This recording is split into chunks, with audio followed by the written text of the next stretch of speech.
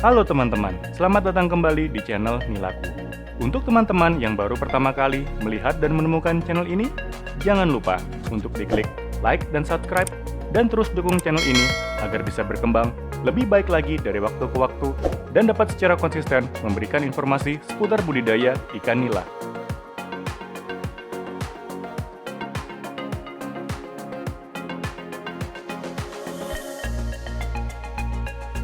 Pada bulan Ramadan ini, kami sengaja membatasi semua kegiatan yang berhubungan dengan pelatihan maupun penjualan paketan sistem RAS, karena keterbatasan waktu dan energi yang kami miliki saat ini.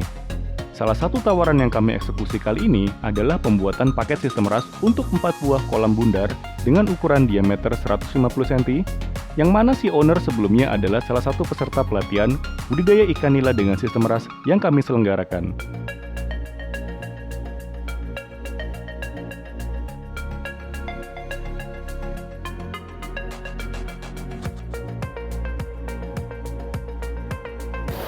Halo teman-teman, pada pagi hari ini kita datang ke daerah di Parung, nama farmnya Kebun Nila 08. Kemarin kita barusan selesai melakukan instalasi sistem RAS dengan paketan kolam diameter di 150.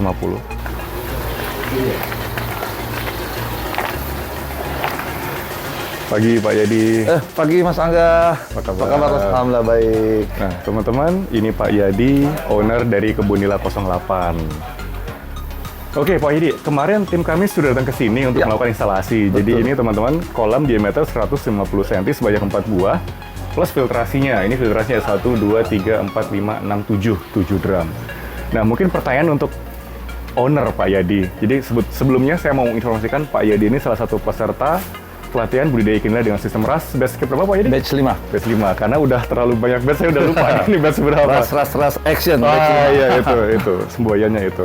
Nah Pak Yadi, pertanyaan nih Pak Yadi, penasaran juga, kenapa Pak Yadi akhirnya memutuskan untuk memilih sistem RAS, padahal kan budidaya itu kan ikannya ada banyak ya sistem yang digunakan ya, kenapa Ya, memilih betul. sistem RAS? Sebenarnya sebelumnya saya juga sudah berkecimpung dalam dunia perikanan dalam hal budidaya di kolam tanah, kolam empang. Oh, Cuma oke. menurut saya kurang simple ya, agak butuh tenaga banyak, agak repot lah. Nah Oh, begitu oke. saya sedang lihat YouTube tuh, saya lihat sistem resirkulasi aquaculture sistem itu, kemudian ketemunya Nilaku. Oh oke. Pas saya lihat kok kayaknya simple deh. Untuk saya yang bekerja kayaknya juga mungkin untuk mendelegasikan pekerjaan kepada orang yang memang saya tugaskan untuk kontrol juga kayaknya lebih gampang Mas. Lebih mudah lah dalam proses pekerjaan kontrol hariannya. Dan yang paling simple lagi, ya kita bisa melihat ikannya dengan lebih jelas.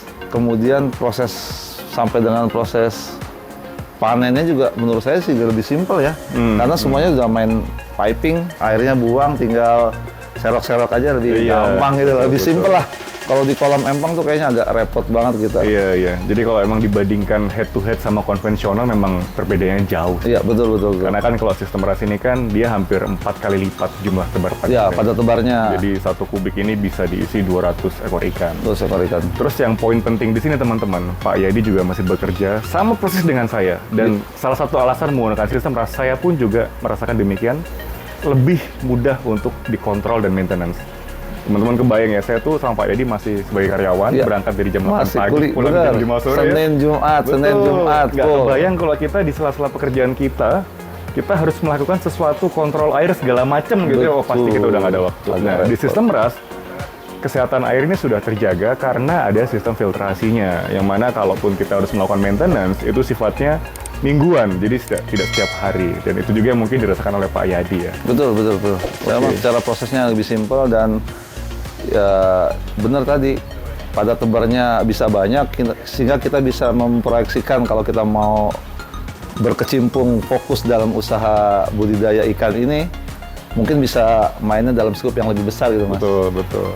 Dan ini rencana mau diisi ikan nila juga ya Pak Yadi? Ya, nila merah Bangkok Merah. Super. Monosek. Sekarang banyak yang bilang Iya. Ada monoseks. Sekarang ya ada yang baru nila Bangkok merah super monoseks. Oh, super Ada monosek. supernya. Oh, gitu ya. Nggak tahu bedanya di Iya, mana. iya. Mungkin dengan menambahkan kalimat seperti itu harganya jadi lebih mahal. Bisa jadi. Padahal ikan itu aja ya. Berarti yang konvensional itu sempat pelihara ikan apa Pak Yudi? Saya dulu melihara ikan lele, ikan gurame, ikan patin, ikan mujair ya, mujair oke. gift. Berarti sudah senior nih Pak Yudi nih, bukan yang baru pertama kali terjun di perikanan. Kebetulan seneng gitu loh, seneng ya kalau memang berhasil dalam proses budidayanya ya alhamdulillah. Iya. Tapi paling tidak karena hobi, jadi ya kita jalannya enjoy aja gitu Mas. Betul. Tapi kalau yang ini sih saya pengen fokus nih, sampai nanti bisa pengennya malah memenuhi target ekspor. Amin, amin. By the way mau tanya Pak Yedi, kalau misal ini nanti sudah siap panen, terus mungkin teman-teman dari subscriber Nilaku ID pengen ngambil hasil panennya. Ini lokasinya di mana sih Pak Yedi?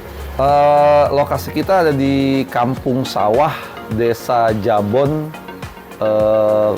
Kecamatan Parung, Bogor. Persisnya di samping SMP 2 Negeri Parung. Nah, itu ancar-ancar yang paling iya, gampang. paling gampang. Sebelah persis ya? Sebelah persis SMP 2 Negeri Parung. Betul. Jadi gampang lah. Begitu di Sherlock, insya Allah nggak nyasar. Iya, dan namanya apa? Kebun Nila 08. Oke, mantap. Jadi itu tadi sedikit perbincangan kita dengan owner Kebun Nila 08. Teman-teman mungkin nanti akan lanjut ya. Ini kita coba pamerin dulu Pak Yedi kaosnya. Tuh, Kebun Nila 08. Kita akan terus update video-video yang ada di Kebun Nila 08 jika nanti ada progres. Sekian dulu dari kami. Terima kasih sudah nonton. Sampai berjumpa di video-video selanjutnya.